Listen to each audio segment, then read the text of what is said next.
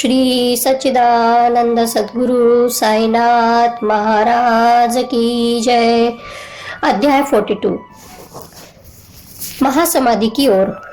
भविष्य की आगाही, रामचंद्र दादा पाटिल और तात्या खोते पाटिल की मृत्यु टालना, लक्ष्मीबाई शिंदे को दान, अंतिम क्षण।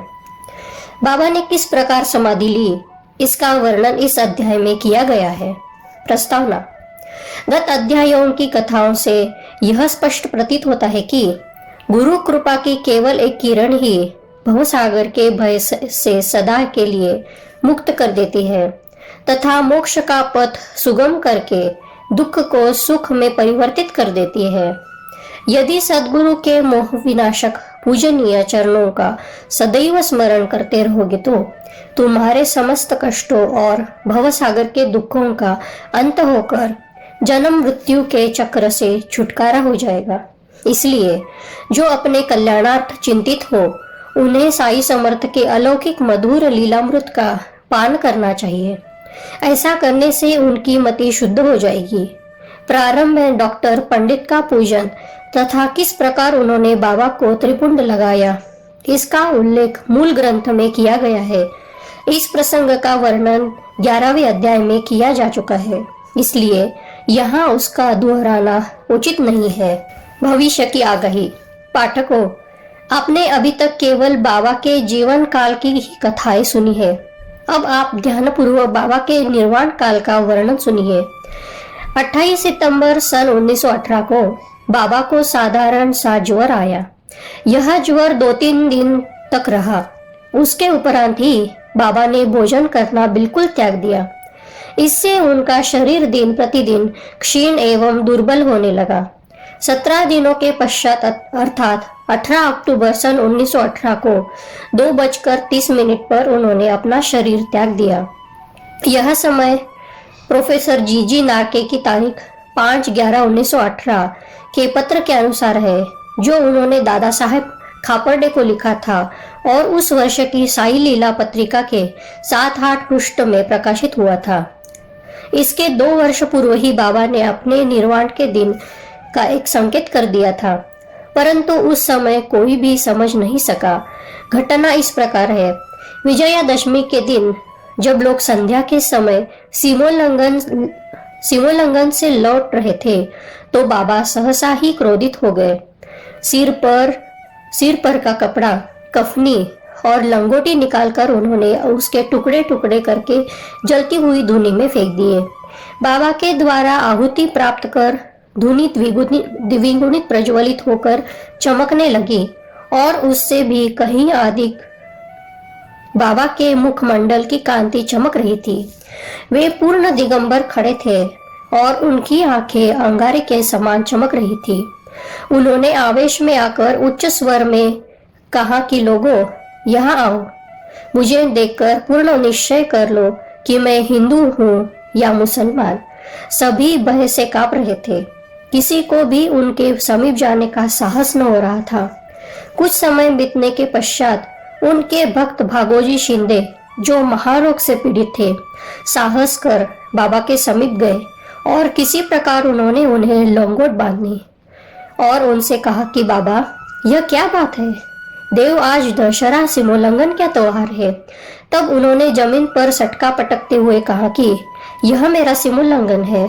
लगभग 11 बजे तक भी उनका क्रोध शांत न हुआ और भक्तों को चावड़ी जुलूस निकलने में संदेह होने लगा। 1 घंटे के पश्चात वे अपनी सहज स्थिति में आ गए और सदी की भांति पोशाक पहनकर चावड़ी जुलूस में सम्मिलित हो गए, जिसका वर्णन पूर्व में ही किया जा चुका है। इस घटना द्वारा बाबा ने इंगित किया कि जीवन रेखा पार करने के लिए दशहरा ही उचित समय है, परंतु उस समय किसी को भी उसका असली अर्थ समझ में न आया। बाबा ने और भी अन्य संकेत दिए, जो इस प्रकार है।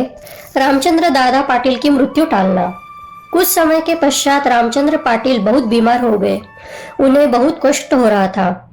सब प्रकार के उपचार किए गए, परंतु कोई लाभ न हुआ और जीवन से हताश होकर वे मृत्यु के अंतिम क्षणों की प्रतीक्षा करने लगे। तब एक दिन मध्याह्न रात्रि के समय बाबा अनायास ही उनके सिरहाने प्रकट हुए पाटिल उनके चरणों से लिपटकर कहने लगे कि मैंने अपने जीवन की समस्त आशाएं छोड़ दी। अब कृपा कर मुझे इतना तो निश्चित बल बतलाइए कि मेरे प्राण अब कब निकलेंगे। दया सिंधु बाबा ने कहा कि घबराओ नहीं, तुम्हारी हुंडी वापस ले ली गई है और तुम शीघ्र ही स्वस्थ हो जाओगे। मुझे तो केवल तात्या का भय है कि सन 1918 में विजयादशमी के दिन उसका देहांत हो जाएगा, किंतु यह भेद किसी से प्रकट न करना और न किसी को बतलाना, अन्यथा वह अधिक भयभीत हो जाएगा। रामचंद्र अब पूर्ण स्वस्थ हो गए, परंतु वे तात्या के जीवन के लिए निराश हुए। उन्हें ज्ञात था कि बाबा के शब्द कभी भी असत्य नहीं निकल सकते और 2 वर्ष के पश्चात ही तात्या इस संसार से विदा हो जाएगा। उन्होंने यह भेद बाला शिंपी के अतिरिक्त किसी से भी प्रकट न किया।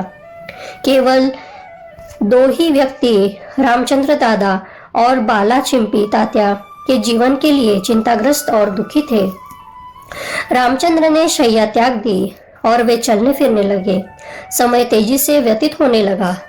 शके 1840 का भाद्रपद समाप्त होकर अश्विन मास प्रारंभ होने ही वाला था कि बाबा के वचन पूर्णतः सत्य निकले। तात्या बीमार पड़ गए और उन्होंने चारपाई पकड़ ली।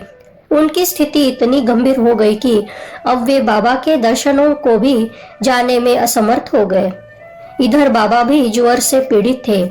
तात्या का पूर्ण विश्वास बाबा पर था और बाबा का भगवान श्री हरि पर, जो उनके संरक्षक थे। तात्या की स्थिति अब और अधिक चिंताजनक हो गई। वह हिलडुल भी न सकता था और सदैव बाबा का ही स्मरण किया करता था। इधर बाबा की भी स्थिति उत्तरोत्तर गंभीर होने लगी। बाबा द्वार बतलाया हुआ विजयादशमी का दिन भी निकट आ गया।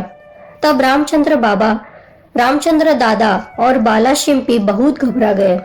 उनके शरीर कांप रहे थे, पसीने की धाराएं प्रवाहित हो रही थी कि अब तात्या का अंतिम साथ है। जैसे ही विजयादशमी का दिन आया, तात्या की नाड़ी की गति मंद होने लगी और उसकी मृत्यु सन्निकट दिखलाई देने लगी। उसी समय एक विचित्र घटना घटी। तात्या की मृत्यु टल गई और उसके प्राण बच गए, परंतु उसके स्थान पर बाबा स्वयं प्रस्थान कर गए और ऐसा प्रतीत हुआ जैसे कि परस्पर हस्तांतरण हो गया हो। सभी लोग कहने लगे कि बाबा ने तात्या के लिए प्राण त्यागे। ऐसा उन्होंने क्यों किया, यह वे ही जाने, क्योंकि यह बात हमारी बुद्धि के बाहर ही है। ऐसी भी प्रतीत होता है कि बाबा ने अपने अंतिम काल का संकेत तात्या का नाम ही लेकर ही किया था। दूसरे दिन 16 अक्टूबर को प्रातःकाल बाबा ने दासगणों को पंढरपुर में स्वप्न दिया कि मस्जिद अर्रा करके गिर पड़ी है। शिरडी के प्राय सभी तेली तंबोली मुझे कष्ट देते थे, इसलिए मैंने अपना स्थान छोड़ दिया है। मैं तुम्हें यह सूचना देने आया हूँ कि कृपया शीघ्र वहां जाकर मेरे शरीर पर हर तरह के फूल इकट्ठा कर चढ़ाओ। दासगणों को शिरडी से भी एक पत्र प्राप्त हुआ और वे अपने शिष्यों को साथ लेकर शिरडी आए तथा उन्होंने बाबा की समाधि के समक्ष अखंड कीर्तन और हरिनाम प्रारंभ कर दिया। उन्होंने स्वयं फूलों की माला गूंदी और ईश्वर का नाम लेकर समाधि पर चढ़ाई। बाबा के नाम पर एक बृहद भोज का भी आयोजन किया गया। लक्ष्मीबाई को दान। विजयादशमी का दिन हिंदुओं को बहुत शुभ हुआ है और सीमोल्लंघन के लिए बाबा द्वार इस दिन का चुना जाना सर्वथा उचित ही है। इसके कुछ दिन पूर्व से ही उन्हें अत्यंत पीड़ा हो रही थी, परंतु आंतरिक रूप में वे पूर्ण सजग थे। अंतिम क्षण के पूर्व वे बिना किसी की सहायता लिए उठकर सीधे बैठ गए और स्वस्थ दिखाई पड़ने लगे।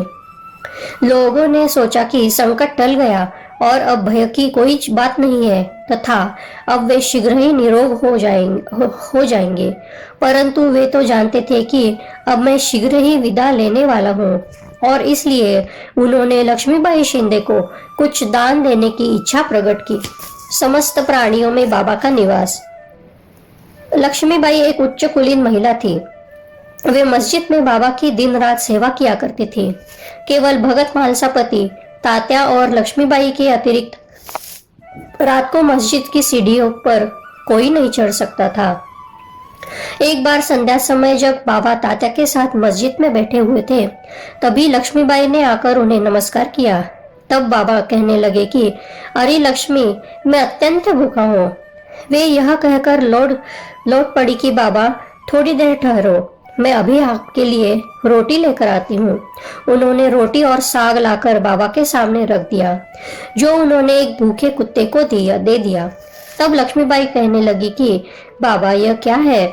मैं तो शीघ्र गई और अपने हाथ से आपके लिए रोटी बना लाई। आपने एक ग्रास भी ग्रहण किए बिना उसे कुत्ते के सामने डाल दिया। तब आपने व्यर्थ ही मुझे यह कष्ट क्यों दिया? बाबा ने उत्तर दिया कि व्यर्थ दुख न करो, कुत्ते की भूख शांत करना मुझे तृप्त करने के बराबर ही है। कुत्ते की भी तो आत्मा है। प्राणी चाहे भले ही भिन्न आकृति प्रकृति के हो, उनमें कोई बोल सकते हैं और कोई मुख है, परंतु भूख सबकी एक सदृश ही है। इसे तुम सत्य जानो कि जो भूखों को भोजन कराता है वह यथार्थ में मुझे ही भोजन कराता है। यह एक अकाट्य सत्य है। इस साधारण सी घटना के द्वारा बाबा ने एक महान आध्यात्मिक सत्य की शिक्षा प्रदान की कि बिना किसी की भावनाओं को कष्ट पहुंचाए किस प्रकार उसे नित्य व्यवहार में लाया जा सकता है। इसके पश्चात ही लक्ष्मीबाई उन्हें नित्य ही प्रेम और भक्ति पूर्वक दूध, रोटी व अन्य भोजन देने लगी, जिसे वे स्वीकार कर बड़े चाव से खाते थे। वे उसमें से कुछ खाकर शेष लक्ष्मीबाई के द्वारा ही राधा कृष्ण माई के पास भेज दिया करते थे। इस उच्छिष्ट अन्न को वे प्रसाद स्वरूप समझकर प्रेम पूर्वक पाती थी। इस रोटी की कथा को असंबद्ध नहीं समझना चाहिए। इससे सिद्ध होता है कि सभी प्राणियों में बाबा का निवास है, जो सर्वव्यापी, जन्म मृत्यु से परे और अमर है। बाबा ने लक्ष्मीबाई की सेवाओं को सदैव स्मरण रखा।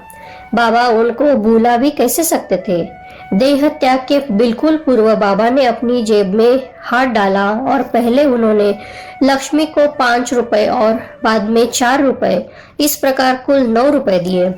यह 9 की संख्या इस पुस्तक के अध्याय 21 में वर्णित नवविधा भक्ति की द्योतक है अथवा यह सीमोल्लंघन के समय दी जाने वाली दक्षिणा भी हो सकती है। लक्ष्मीबाई एक सुसंपन्न महिला थी, अतएव उन्हें रुपयों की कोई आवश्यकता नहीं थी। इस कारण संभव है कि बाबा ने उनका ध्यान प्रमुख रूप से श्रीमद् भागवत के स्कंद 11 अध्याय 10 के श्लोक 6 की ओर आकर्षित किया हो, जिसमें उत्कृष्ट कोटि के भक्त के 9 लक्षणों का वर्णन है, जिनमें से पहले 5 और बाद में 4 लक्षणों का क्रमशः प्रथम और द्वितीय चरणों में उल्लेख हुआ है।